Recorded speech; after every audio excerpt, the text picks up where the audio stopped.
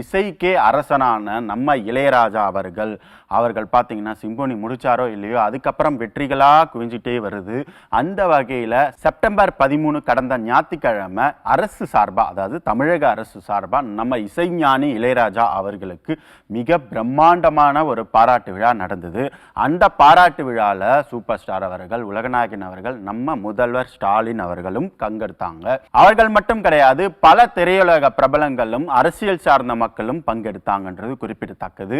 இந்த வகையில் நம்ம இசைஞானி அவர்களுக்கு முதல்வர் ஸ்டாலின் அவர்கள் ஒரு கோரிக்கையை வச்சிருந்தாங்க. முதல்வர் அவர்கள் என்னிடம் சில வேண்டுகோளை வைத்தார்.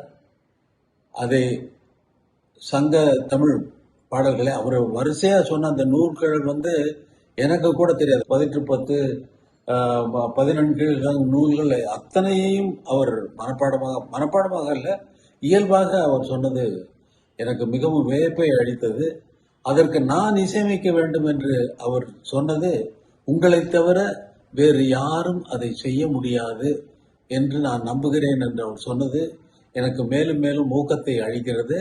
அதை நான் கண்டிப்பாக அவர் வேண்டுகோளை நான் நிறைவேற்றுவேன். சரி, ஓகே, இதை அவரை விட்டா வேற யார் செய்ய முடியும் அப்படின்ற நம்பிக்கையில இவர் அவரை கேட்டிருக்காரு.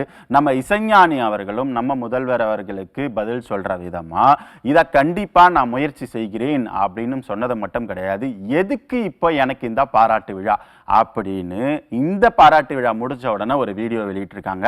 உங்க அன்புக்கு என்ன காரணம் அப்படின்ற ஒரு கேள்வியாகவும் அவருடைய பதிலை அவர் கொடுத்திருக்காரு.